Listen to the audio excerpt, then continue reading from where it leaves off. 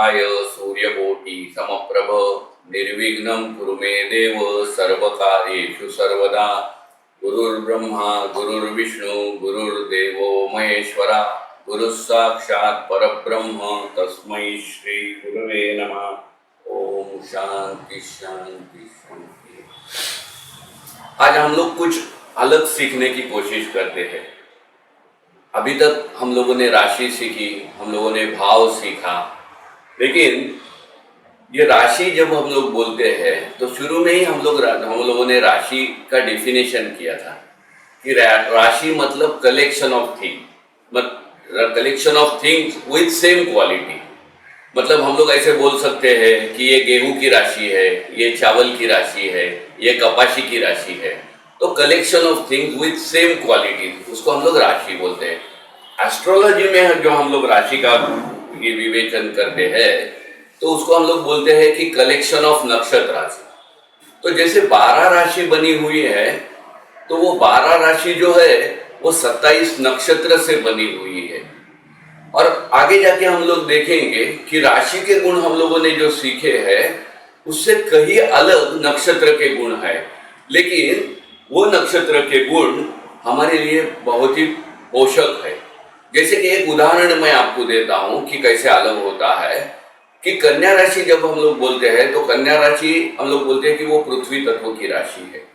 मतलब पृथ्वी तत्व का गुण है कि एक वस्तु अगर एक जगह में रखेंगे तो वो unless and until external forces apply वो अपनी जगह नहीं छोड़ेगी, बराबर है ना।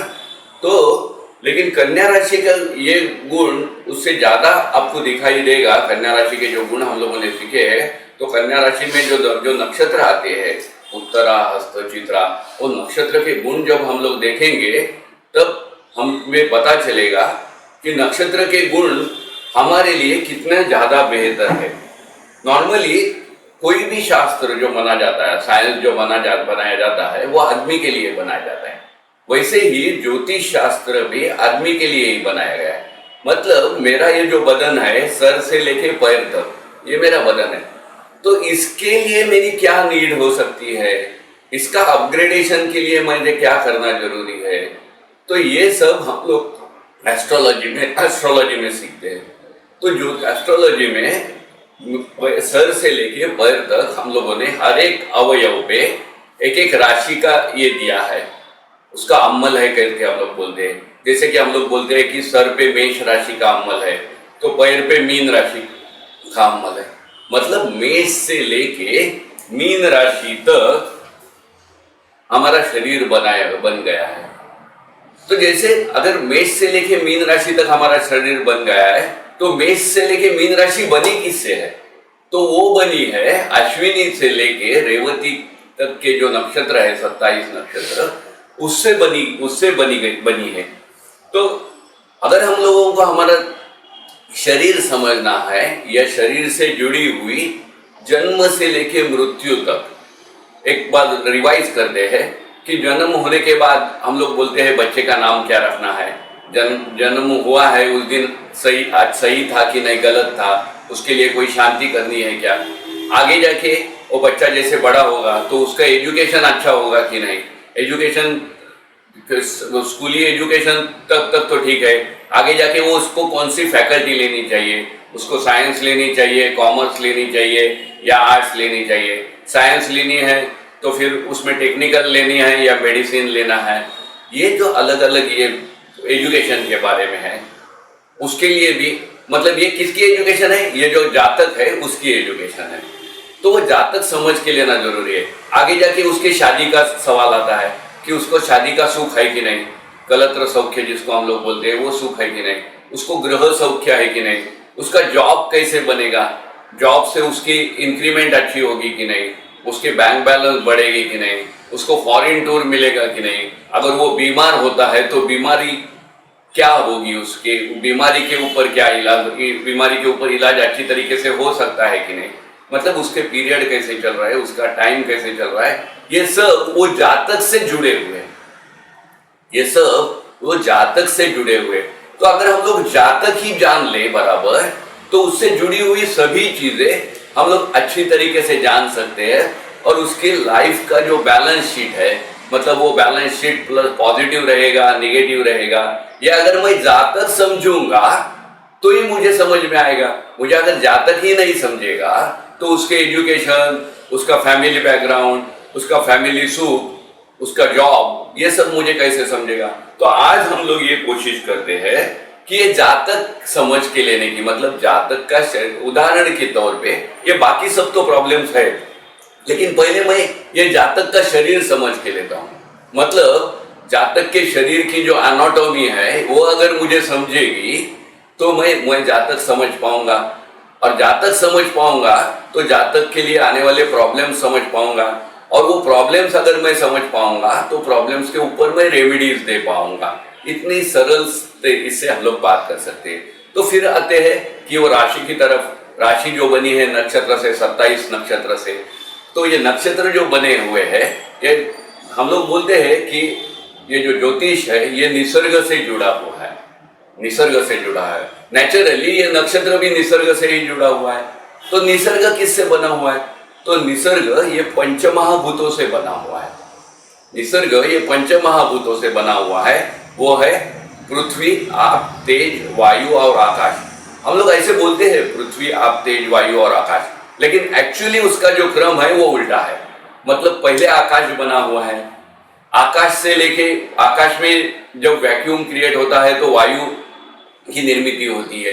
वायु जब चलता है, स्पीडी विंड जब चलता है तो अग्नि की निर्मित होती है, अग्नि से पानी की निर्मित होती है, और पानी से पृथ्वी की निर्मित होती है। तो ये जो सभी तत्व जो निसर्ग में है वो मुझ में भी है। तो वो मुझ में कैसे है? इसीलिए ये जो पंचमहाभूत है उसके तत्व के जो गुण और कर्म है, मतलब तत्व के गुण क्या है और उसके कर्म क्या है, ये समझ के लेना बहुत जरूरी है।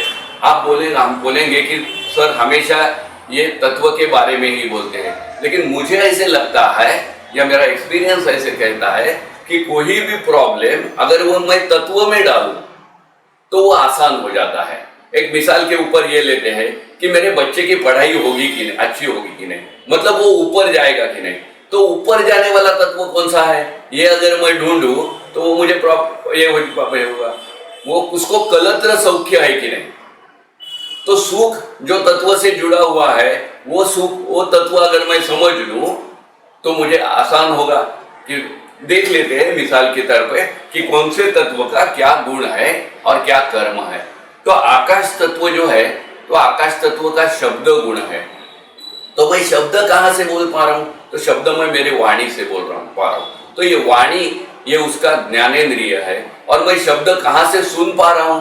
तो मैं कान से शब्द सुन पा रहा हूँ। तो मेरे कान, एक करेक्शन करते हैं, मेरे कान ये आकाश तत्व का ज्ञानेंद्रिय है, और वाणी ये मेरा कर्मेंद्रिय है। बाद में आता है आकाश तत्व के, और फिर आकाश तत्व का काम क्या है? ये तो गुण हम लोगों ने देखे। तो आकाश तत्व का काम क्या है कि कोई भी चीज की अवेलेबिलिटी देना, उपलब्धता देना।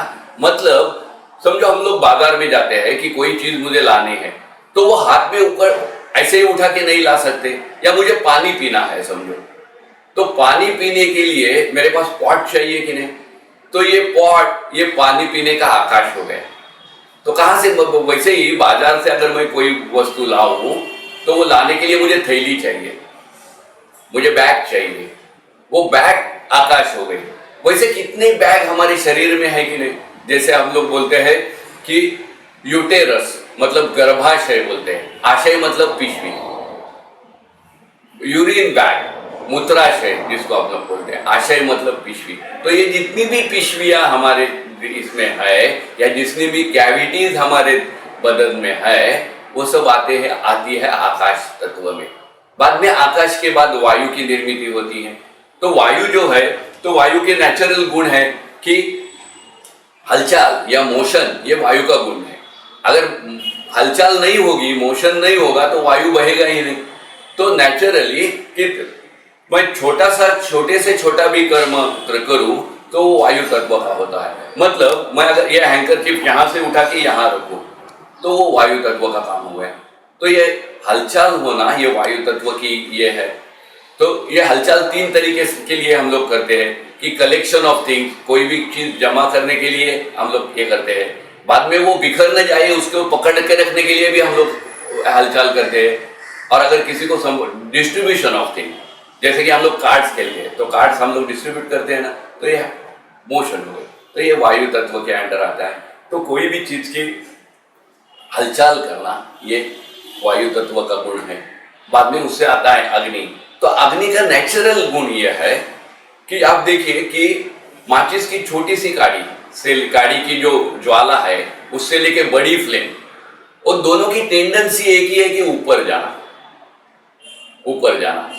तो ये ऊपर जाना ये अग्नि का गुण है। तो जो पहले हम लोग बोल रहे थे कि मेरे बच्चे की पढ़ाई अच्छी होगी कि नहीं, मतलब उसका उत्कर्ष होगा कि नहीं, ये देखने के लिए अगर मैं उसके कुंडली का अग्नि तत्व देखूं, वो अगर अच्छा है तो वो जरूर ऊपर जाने वाला है, वो अगर अच्छा नहीं है तो उसको सपोर्ट की जरूरत होगी, ऐसे हम लोग बोल सकते हैं। तो ये हो गया अग्नि तत्व। तो अग्नि की उसका कर्म क्या है अग्नि का, तो ज्ञान लेना ये अग्नि का कर्म है, अधिकार जमाना ये अग्नि का कर्म है, एक्टिविटी करना ये अग्नि का कर्म है। मतलब और एक अग्नि का ये है गुण है कि वो अग्नि उष्ण है, अग्नि उष्ण है मतलब गर्म है। ये भी हमको ध्यान में रखना है कि वो गर्म है, मतलब वो बेसिक नीड है उसकी, कि कोई भी अग्नि आपको नहीं मिलेगा कि वो ठंडा है। उसका बेसिक क्वालिफिकेशन क्या है कि उसमें टेम्परेचर होना चाहिए, ये अग्नि का गुण हो गया। बाद में उसके बाद आगे आता है जल तत्व। तो जल तत्व देखेंगे तो नेचुरली कि जल तत्व का जो गुण है वो कोई भी चीज में आनंद निर्माण करना, उससे समाधान लेना, उससे तृप्ति लेना। कि जैसे कि हम लोग स्कूल में सीखे हुए कि water is the best solvent, मतलब ये कहीं भी जाएंगे तो घुल मिल जाएंगे, या किसी फॉरिन बॉडी भी होगी तो उसको संभाल के लेंगे। तो वो अब जल तत्व का जो ये है उसका ज्ञानेंद्रिय जो है वो रसना है, और कर्मेंद्रिय जो है वो लिंग है, मतलब जिससे हमें सुख मिलने वाला है, आनंद मिलने वाला है, वो सही भी चीज उससे होती है। और ये मैं करीबन 2-3 बार दोहरा रहा हूँ। इसके पहले के जो भी वीडियोस है अवखाड़ा चक्र, उसमें भी आप रेफर कर सकते हैं, उसमें भी ये पहले हुआ है करके मैं थोड़ा फास्ट ले रहा हूँ। वो अगर आपको इसमें कोई प्रॉब्लम आए तो वो देखिए, तो उसमें आपको और क्लियर हो जाएगा, क्योंकि उसमें पूरा मैंने ये तत्व के ऊपर ही बात की थी। जल तत्व के बाद आता है पृथ्वी तत्व। तो पृथ्वी का गुण है कि उसमें सुगंध है, तो ये गंध लेना, गंध गुण युक्त है पृथ्वी। तो पृथ्वी का कर्म जो है कि कोई भी चीज छोटी होती है उसको संभल के रखने का और बढ़ाने का, ये पृथ्वी का गुण होता है। तो चलिए ये गुण और कर्म नक्षत्र के, ये तत्व के हम लोगों ने सीखे हुए। अभी ये तत्व नक्षत्र से जोड़ के, नक्षत्र राशि से जोड़ के, राशि हमारे शरीर के एनाटॉमी से जोड़ के उसके कैसे फल मिलते हैं वो हम लोग देखते हैं। कि पहले हम लोग देखते हैं कि नेचुरली कि मेष राशि है। अभी ये जो पढ़ाई मैंने की है कि ये थोड़े जो ट्रेडिशनल एस्ट्रोलॉजी है, वो ट्रेडिशनल एस्ट्रोलॉजी को मेरा एक जो अलग अभ्यास है उसकी जोड़ देने की मैं कोशिश कर रहा हूँ। और ये अभ्यास जो मैंने किया है वो मेरे कोई स्टूडेंट्स है कि जो MD आयुर्वेद है और एस्ट्रोलॉजी सीखने के लिए मेरे पास आए थे। तो ये अभ्यास करने के लिए, क्योंकि मैं I am not a science medicine का मैं आदमी नहीं हूँ, तो एनाटॉमी मुझे मालूम है, लेकिन वो एनाटॉमी का एप्लीकेशन सीखने के लिए मैंने ये MD आयुर्वेद जो मेरे स्टूडेंट्स थे उनके साथ बातचीत करके ये सब आपके सामने रखने की कोशिश कर रहा हूँ। अगर आपको ये अच्छा लगेगा, सही लगेगा, अच्छे नहीं लगे ठीक है, लेकिन सही लगेगा तो उसका फीडबैक दीजिए। उससे क्या होगा, मैं और एनकरेज हो जाऊंगा, और मेरी जो नई अभ्यास है वो आपके सामने रखने की कोशिश करूंगा। और अगर ये आपको सही नहीं लग रहा है तो भी बताइए, क्योंकि उससे क्या होगा कि मैंने जो पढ़ाई की है उसमें कोई कमी है, ये सोच के मैं और ज़्यादा पढ़ाई करूंगा और करेक्ट होने की कोशिश करूंगा।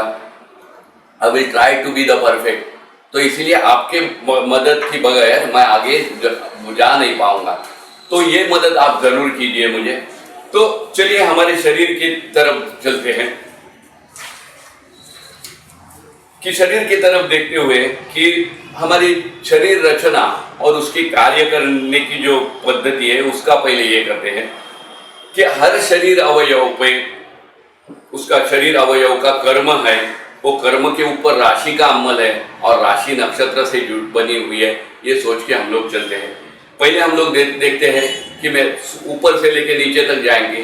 पहले जो आता है कि पहला मेरा दिमाग आता है कि जिसके ऊपर मेष राशि का अमल है, जिसके ऊपर मेष राशि का अमल है। और मेष राशि में अश्विनी, भरणी, कृत्तिका ये 3 नक्षत्र आते हैं। ये नक्षत्र के तत्व जो है वो अश्विनी वायु तत्व का है, भरणी और कृत्तिका अग्नि तत्व के हैं। ये तत्व कितने इंपॉर्टेंट है ये एक बार मैं पहले आपको बता चुका हूं, फिर एक बार मैं आपको दोहराता हूं कि समझो कि 2 कुंडलियां हैं, दोनों का भी षष्ठेश मतलब रोग देने वाला ग्रह वो मेष राशि में है। समझो दोनों का भी षष्ठेश रोग देने वाला ग्रह मेष राशि में है, तो नेचुरली हर कोई एस्ट्रोलॉजर यही बोलेगा कि उसको दिमाग की बीमारी होगी। लेकिन दिमाग की कई बीमारियां है कि नहीं, जैसे कि हेडेक है, जैसे कि अल्जाइमर है, जैसे कि मैनिंजाइटिस है, जैसे कि ब्रेन ट्यूमर है, ऐसे कई बीमारियां हैं कि नहीं। तो उसमें से 2 बीमारियां ये 2 कुंडल जातक को हुई है, एक को हुआ है अल्जाइमर और एक को हुआ है मैनिंजाइटिस। अगर मैं सिर्फ यही बोलूं कि दिमाग की बीमारी है तो नेचुरली अगर ये एस्ट्रोलॉजी या साइंस है तो आपको हम लोगों को ये बोलना जरूरी है कि किसको मैनिंजाइटिस होगा और किसको अल्जाइमर होगा, ये मुझे पिन पॉइंट करना है। अगर मैं सिर्फ मेष राशि में है वही बोलूं तो ये मैं पिन पॉइंट नहीं कर पाऊंगा। लेकिन जब मैं ये बोलूंगा कि एक का षष्ठेश बीमारी देने वाला ग्रह मेष राशि के अश्विनी नक्षत्र में है और दूसरे का षष्ठेश मेष राशि के भरणी नक्षत्र में है, तो मैं जरूर बोल पाऊंगा कि अल्जाइमर किसको हुआ है और मैनिंजाइटिस किसको हुआ है। क्योंकि मुझे ये मालूम है कि अल्जाइमर ये जो बीमारी है ये भूलने की है, मतलब संवहन नीट नहीं हो, संवहन प्रॉपर नहीं हो रहा है, कम्युनिकेशन प्रॉपर नहीं हो रहा है, इसलिए मैं भूल जाता हूं। तो कम्युनिकेशन का जो तत्व ये है ये वायु तत्व में आता है। और मैनिंजाइटिस जो हम लोग बोलते हैं ये मैनिंजाइटिस की दिमाग में टेम्परेचर गया तो मैनिंजाइटिस होगा। तो जैसे मुझे मालूम हो गया कि ये अश्विनी नक्षत्र में है और ये भरणी नक्षत्र में है, तो अश्विनी नक्षत्र का तत्व मुझे मालूम है कि वो वायु तत्व है, तो मैं फटक से बोल पाऊंगा कि जिसका षष्ठेश अश्विनी नक्षत्र में है उसको अल्जाइमर हुआ है और जिसका षष्ठेश भरणी नक्षत्र में है उसको मैनिंजाइटिस हुआ है। इतना ये तत्व काम करता है। तो फिर हमारे सब्जेक्ट की तरफ आते हैं। ये चालू करने से पहले और एक बात हम लोग देखेंगे कि कोई भी चीज कुदरत में भी और हमारे बदन में भी सिर्फ एक तत्व से नहीं बनी हुई है। वो जो बनी है वो पंच तत्व से बनी हुई है, लेकिन हम उस तत्व का जो तत्व का अमल ज्यादा है वो तत्व से उसको देखते हैं। जैसे कि हम लोग बोलते हैं कि मेरी आई, मेरे आंखें ये अग्नि तत्व की है, तो अग्नि तत्व का काम ज्ञान देना है, ज्ञान करना है। तो मैं जैसे देखता हूं तो मुझे ज्ञान होता है कि क्या चीज है, बराबर। लेकिन जब भी हम लोग आंख के उसका जो एनाटॉमी देखते हैं, मेरे आईज का जब एनाटॉमी देखते हैं तो हम लोग देखते हैं कि वहां पे रेटिना है, वहां पे जो मतलब पर्दा है, वहां पे वो पर्दे से निकल के मेरी मेंदू तक, ब्रेन तक जाने वाली कोई तंतु है, ज्ञान तंतु है। बाद में हम लोग बोलते हैं पानीदार डोले, पानीदार है करके, तो ये पानीदार मतलब वहां पानी भी है। बाद में ये जो आंख मेरी बैठाई हुई है वो वहां एक सॉकेट है, मतलब एक आकाश तत्व है, आंख के लिए वो आकाश हो गया। पानीदार डोले जब जैसे हम लोग बोलते हैं कि इसकी आंखें बहुत, इसमें पानी है बहुत, तो उसमें जल हो गया, बराबर। उसका जो रेटिना है वो पर्दा हो गया, और ये जो ज्ञान तंतु है वो अग्नि तत्व का ही है। और ये ज्ञान तंतु वहन करते हैं यहाँ से लेके, तो वो वायु तत्व हो गए।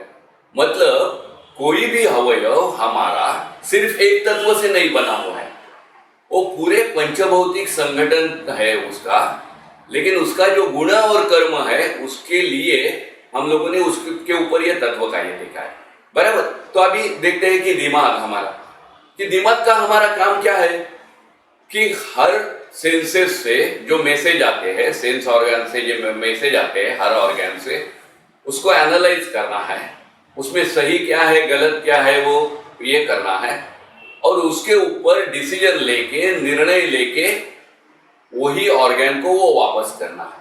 मतलब ऐसे समझो कि यहाँ एक मोमबत्ती जल रही है, तो वो मोमबत्ती की यहाँ अगर मेरी उंगली वहां लगेगी तो यहाँ गर्म होगा, तो यहाँ से सेंसेस जाएंगे दिमाग में, और दिमाग में जैसे ही सेंसेस जाएंगे तो वो वही एनालाइज करके और वो उसको आदेश देगा कि अरे आप तुम्हारा हाथ हटाओ वहां से, तो जैसे मेरी उंगली जल जाएगी मैं हटाऊंगा। तो ये फ्रैक्शन ऑफ अ सेकंड जो हुआ है ये वायु का काम है, वायु और अग्नि का काम है। तो मेरे दिमाग में जिसको हम लोग मस्तिष्क बोलते हैं या ब्रेन है, उसका काम क्या है कि हर एक इंद्रिय से जो मैसेज आते हैं वो मैसेज ग्रहण करना, एक्नॉलेज करना, उसको एनालिसिस करना और उसके ऊपर डिसीजन दे के उसको वापस भेज के एक्शन लेना है। तो ये नेचुरली यहाँ दो तत्व रहते हैं कि एक रहते हैं जो वहन के जो तत्व है वो वायु तत्व है, और एनालिसिस और डिसीजन मेकिंग ये जो काम है वो अग्नि तत्व का है। तो नेचुरली हम लोग शुरू में काल पुरुष की कुंडली ले रहे हैं, बाद में हम लोग आगे जाके देखेंगे कि हर एक इंडिविजुअली अलग अलग कैसे फर्क होता है, लेकिन आज हम लोग जो बात करेंगे वो काल पुरुष की कुंडली से बात करेंगे। तो काल पुरुष की कुंडली में दिमाग के ऊपर मेष राशि का अमल है, जहाँ पे अश्विनी, भरणी और कृत्तिका नक्षत्र का है। तो दिमाग का जो काम है, सिग्निफिकेंस है, वो काम कौन करेगा? वो जो वहन करने का जो काम है वो अश्विनी नक्षत्र करेगा, और उसका एनालिसिस करके, एक्नॉलेज करके, एनालिसिस करके डिसीजन लेने का काम कौन करेगा? वो भरणी और कृत्तिका जो अग्नि तत्व के नक्षत्र है, जिनका काम है राइट डिसीजन, दिशा देना, निर्णय करना, ये अग्नि तत्व का काम है, तो वो ये करेगा। तो ये हो गया मेष राशि का। आगे जाके हम लोग आते हैं वृषभ राशि की तरफ। क्या अभी समझो आपके सामने मैं बैठा हूं, लेकिन मेरा आप मुझे जो पहचानते हैं वो मेरे जो फेस है वहां से उससे पहचानते हैं। तो समझो कि ये फेस पूरा ढका हुआ है और आप बाहर से आए, तो आपको समझ में आएगा मिस्टर गैसास यहाँ बैठे हुए? नहीं बैठा है, नहीं समझ में आएगा। आप बोलेंगे कोई तो बैठा हुआ है कुर्सी में। तो मुझे आइडेंटिटी कौन दे रहा है? ये मेरा जो फेस है ये मुझे आइडेंटिटी दे रहा है। तो वृषभ राशि का अमल जो है ये मेरे फेस पे है। और जैसे आप याद करो, जब मैंने वृषभ राशि सिखाई थी तो मैंने कहा था कि ये एक ही राशि ऐसी है कि जिसमें पंच ज्ञानेंद्रिय है। जैसे कि आकाश तत्व का कान है, वायु तत्व का स्किन है मेरा, अग्नि तत्व की मेरे आंखें हैं,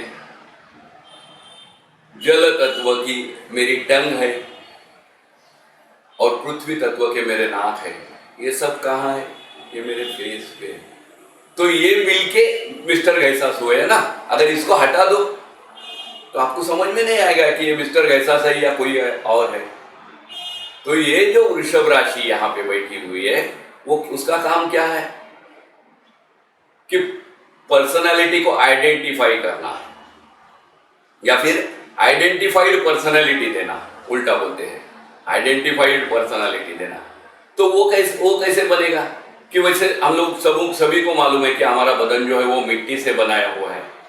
तो कोई भी जो मूर्तिकार रहता है ना, वो क्या करता है, पहले वो मिट्टी का ये पहले रखता है, उसके ऊपर ड्रॉ करके लेता है, जिसकी भी पर्सन फीचर्स बनाने हैं वो फीचर्स ड्रॉ करके लेते हैं कि उसकी आंखें ऐसी होगी, उसकी आंख ऐसे होगी, उसके कान ऐसे होंगे, ये सब ड्रॉ करके लेता है पहले। और फिर जो नहीं चाहिए, वो जो अनवांटेड एलिमेंट है वो निकाल देता है। तो अल्टीमेटली हमारे सामने क्या आता है, जो मूर्ति उनको उसको बनानी है वो हमारे सामने अल्टीमेटली आती है। मतलब उसके लिए क्या जरूरी है? पहले तो पृथ्वी चाहिए, जो मिट्टी का गोला है वो पृथ्वी चाहिए, उसको ड्रॉ करना है बराबर, मतलब अग्नि चाहिए, वो प्रॉपर मेरी नाक ऐसी है, वो थोड़ी खुल जाए तो मेरी पर्सनालिटी बदल जाएगी। मेरे कान ऐसे है, वो कान थोड़े छोटे हो जाएंगे तो मेरी पर्सनालिटी बदल जाएगी। मेरे आँख ऐसे है, मेरे आँख थोड़े छोटे हो जाएंगे तो मेरी पर्सनालिटी बदल जाएगी। मेरे लिप्स ऐसे है, वो लिप्स ऐसे हो जाएंगे तो मेरी पर्सनालिटी बदल जाएगी। तो ये पर्सनालिटी बनाने के लिए उसको वो ड्रॉ करना है बराबर। और ड्रॉ करने के बाद जो अनवांटेड भाग है वो निकालना है।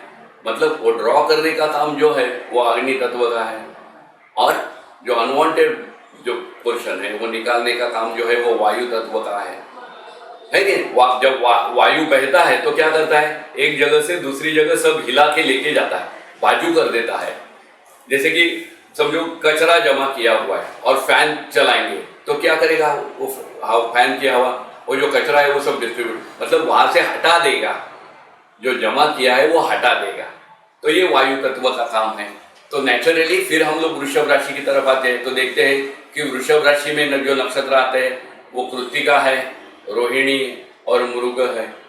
तो उसमें से रोहिणी जो है वो पृथ्वी तत्व का है, मतलब माटी का गोला है। कृत्तिका जो है वो अग्नि तत्व का है, जो फीचर्स आपके बराबर ड्रॉ करेगा।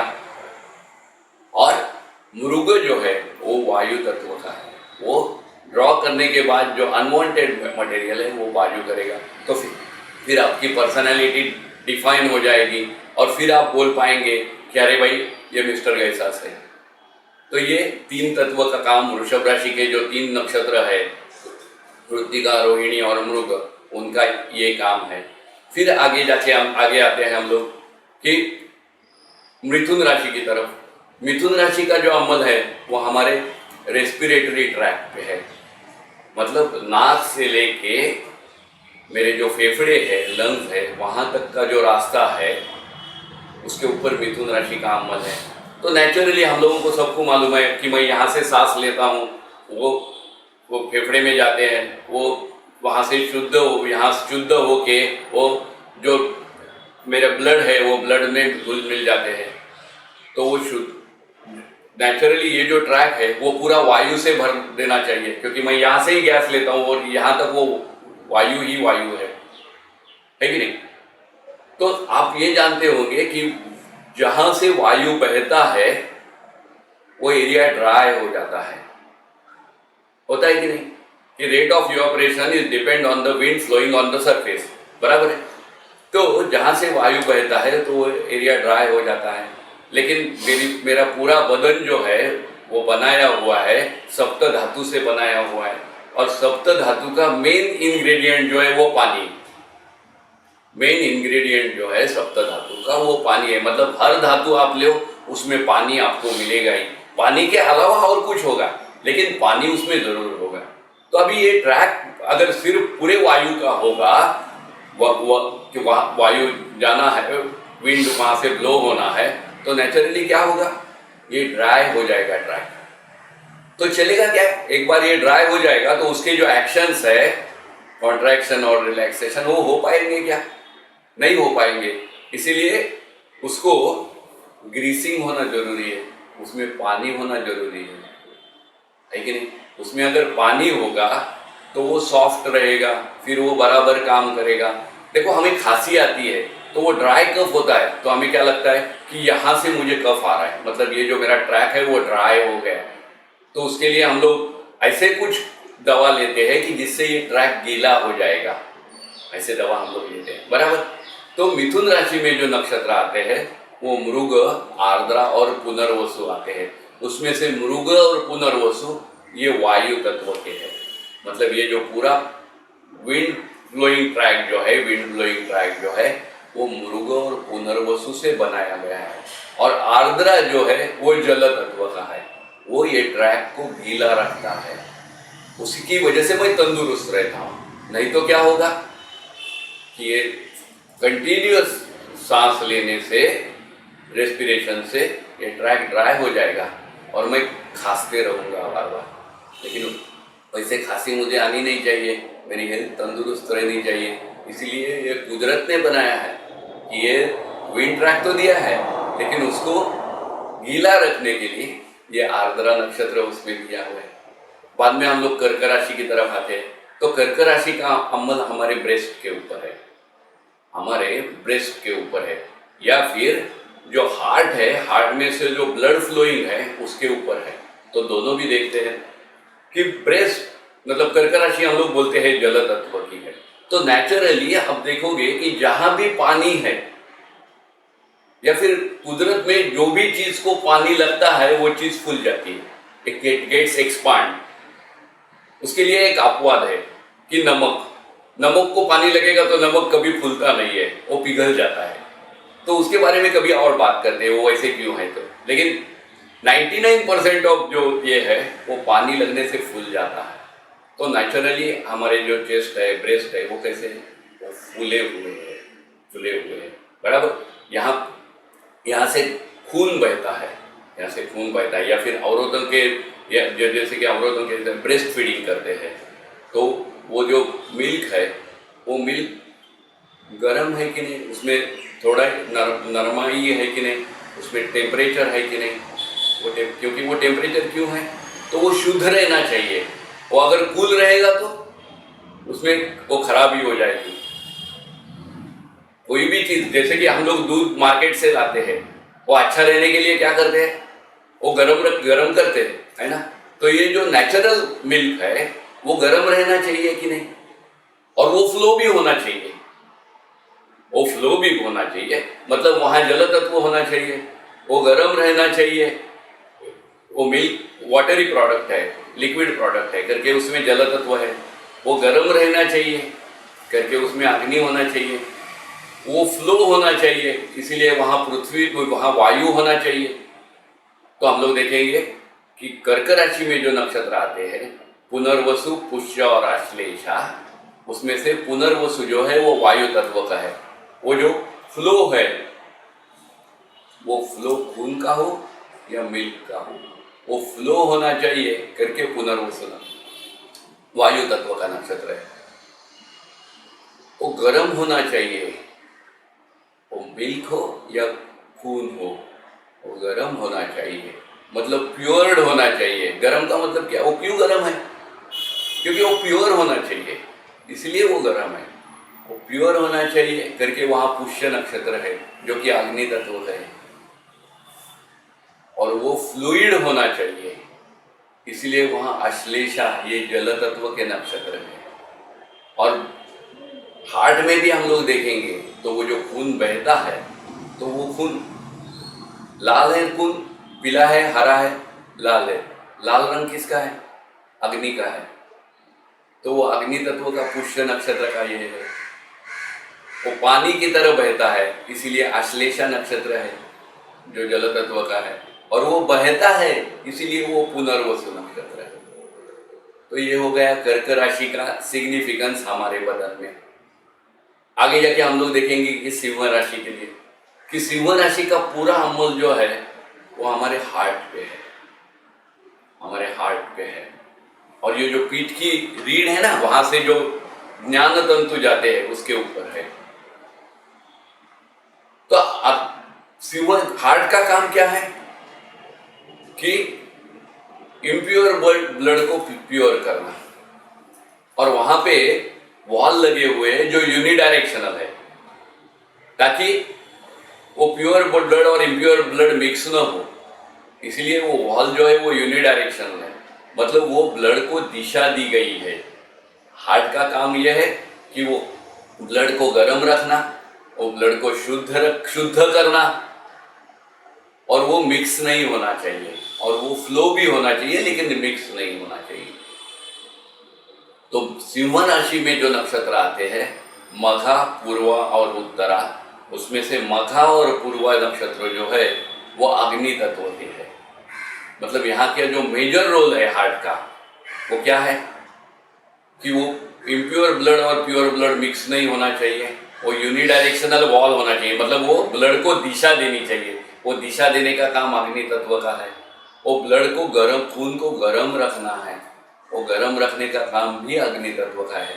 और वो खून को शुद्ध होना चाहिए, वो शुद्ध करने का काम भी अग्नि तत्व का है। अभी रही बात वो ब्लड फ्लो होना चाहिए, तो वहां वायु होना चाहिए कि नहीं, नहीं तो फ्लो कैसे होगा।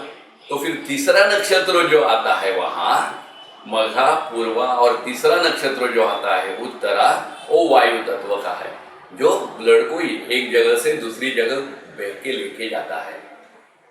आगे जाके हम लोग देखेंगे हमारी छठी राशि कन्या राशि, जिसका अमल हमारे पेट पे है। तो हम लोग नेचर, जैसे कि शुरू में मैंने उदाहरण दिया था कि कन्या राशि पृथ्वी तत्व की है। तो पृथ्वी का गुण है कि कोई भी चीज एक जगह में रखेंगे तो उसको जब तक बाहर से नहीं हिलाएंगे तब तक वो हिलेगी नहीं, वो सालों साल वही पड़े रहेगी। अगर वो पृथ्वी का गुण है तो मैं जो खाना खाता हूं, जो मेरे पेट में जमा होता है ना, पहले कहाँ जमा होता है? मेरे इंटेस्टाइन में जमा होता है, जिसके ऊपर कन्या राशि का अमल है ना। अगर ये कन्या राशि पृथ्वी तत्व की होगी है तो मैं जो खाना खा रहा हूं वो वही पड़ा रहना चाहिए कि नहीं? पड़ा रहना चाहिए, क्योंकि वो पृथ्वी, हम लोग बोल रहे हैं वो पृथ्वी तत्व की है और ये पृथ्वी तत्व का गुण है, रिजिडिटी ये पृथ्वी तत्व का गुण है, तो वो वही पड़ा रहना चाहिए। लेकिन वैसे होता है क्या? तो असल में वैसे नहीं होता है। होता क्या है कि हम लोग जो खाना खाते हैं उसका डिवीजन होता है, उसका जो एक्सट्रैक्ट है, मतलब जो प्योर पार्ट है, वो हमारे शरीर के जो विविध अलग अलग अवयव है वहाँ भेजे जाते हैं, और जो रेसिड्यू है वो शरीर के बाहर निकाला जाता है। तो ये गति कौन दे रहा है पृथ्वी को? तो हमेशा ये गति देने वाला वायु तत्व ही होता है। और आयुर्वेद में कहा है कि हमारे जो शरीर 3 धातु से बने हुए कफ, वात, पित्त, उसमें से कफ और पित्त पंगु है, और वात जो है वही ये कफ और पित्त को हिलाता है। मतलब हम लोग बोलते हैं कि एसिडिटी से मेरा सर दर्द हो रहा है, पित्त चढ़ गया है बोलते हैं, या फिर मुझे बार बार छींक आती है, तो पित्त तो यहां पड़ा हुआ है, कफ तो यहां पड़ा है, इसको ऊपर कौन ला रहा है? इसको ऊपर ये वायु ला रहा है। तो हम लोग मतलब कन्या राशि का पूरा कर्म जो है वो वायु तत्व का है। कि जैसे कि शुरू में हम लोगों ने कहा था कि वायु तत्व का काम है कलेक्ट करना, फिर संभाल के रखना, और फिर डिस्ट्रीब्यूशन, ऐसे कहा था ना शुरू में हम लोगों ने। तो नेचुरली पहले मैं जो अन्न खाता हूँ, फूड लेता हूँ, इंटेक करता हूँ, वो यहाँ जमा होता है। वो थोड़ा टाइम, ऐसे नहीं होता है कि वो जमा हो गया और तुरंत डिस्ट्रीब्यूट हो गया, ऐसे नहीं होता है। वो थोड़ा टाइम वहां रहता है, मतलब कंट्रोल होता है, वहां पे नियंत्रण होता है, फिर उसका डिस्ट्रीब्यूशन, उसका सेपरेशन होता है, और फिर उसका डिस्ट्रीब्यूशन होता है। तो ये तीनों वायु तत्व का काम जो है वो यहाँ कन्या राशि में होता है। और फिर आप कन्या राशि के नक्षत्र देखो, उत्तरा, हस्त, चित्रा, ये तीनों भी वायु तत्व के नक्षत्र है। हालांकि कन्या राशि हम लोग बोलते हैं पृथ्वी तत्व की है, वो पृथ्वी तत्व का जो अलग गुण है वो कन्या राशि का आदमी बताता है कि वो अर्थक कर्म का काम करता है, इसलिए हम लोग उसको पृथ्वी तत्व का। लेकिन हमारे अगर बदन के हिसाब से, शरीर के एनाटॉमी के हिसाब से सोचेंगे तो वो पूरा वायु तत्व है। और आगे जाके हम लोग देखेंगे, और या पहले भी देखे हुए, कि कन्या राशि को हम लोगों ने वर्सटाइल कहा है, होशियार है सबसे। तो वो ये क्यों होशियार है? कि सिर्फ वायु ही सर्वस्पर्शी है, बाकी कोई भी चीज सर्वस्पर्शी नहीं है। तो वायु सर्वस्पर्शी है, तो वायु के जैसा क्या है? ज्ञान नहीं, ज्ञान सर्व, इसीलिए कन्या राशि के लोग ज्ञानी रहते हैं, ज्ञानी रहते हैं। तो आज वो बात हम लोगों को नहीं करनी है। आज हमको जो बात करनी है वो हमारे फिजिकल एनाटॉमी का विषय करनी है। अभी जाते जाते ये भी कह देता हूँ कि मैं ये जो एक सब्जेक्ट में दूसरे सब्जेक्ट में जा रहा हूँ, यहाँ वहाँ घूम के बात कर रहा हूँ, उसके पीछे का रीजन ये है कि मैं पूरा जल तत्व का हूँ। तो जल तत्व का ये गुण है कि वो जहाँ भी डालो वो फैल जाता है। पानी ऐसा खुला नहीं रहता है, वो फैल जाता है। तो वो जल तत्व के आदमी की ये आदत रहती है कि वो फैलते रहते हैं। इसीलिए मैं एक सब्जेक्ट से दूसरे सब्जेक्ट में, फिर अपने यहाँ आके बात कर रहा हूँ। तो इसी तरह हम लोग आगे जाके भी बाकी जो 6 राशि है उसके बारे में भी इसी तरह सोचेंगे, और फिजिकल एनाटॉमी हमारे राशि और नक्षत्र से पूरा समझ के लेंगे तो आगे जाके हमको समझेगा कि अगर मेरे शरीर से जुड़ी हुई सब मेरे प्रॉब्लम्स है, मेरी पर्सनालिटी से जुड़ी हुई मेरे सब प्रॉब्लम्स है, तो मैं पहले मेरी पर्सनालिटी समझ लेता हूँ, तो पर्सनालिटी समझ के लेने के से मेरे प्रॉब्लम्स मुझे समझ में आएंगे, और मेरे प्रॉब्लम्स अगर मुझे समझ में आएंगे तो उससे मैं रास्ता निकाल पाऊंगा। ये ऐसी तरह हम लोग आगे जाएंगे।